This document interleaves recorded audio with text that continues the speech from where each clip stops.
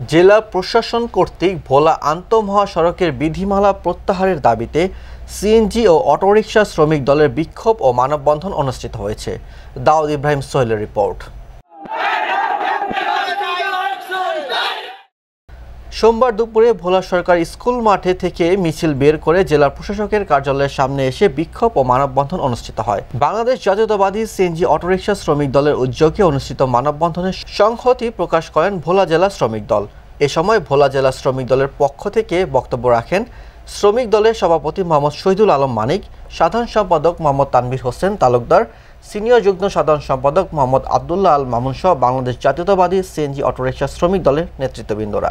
মানববন্ধনে বক্তারা গত 6 মে জেলা প্রশাসন কর্তৃক আন্তঃমহাসড়কের সিএনজি অটোরিকশা যে বিধিমালা করা হয়েছে তা প্রত্যাহার করে দ্রুত সিএনজি অটোরিকশা শ্রমিকদের ন্যায্য দাবি অধিকার বাস্তবায়নের দাবি জানান।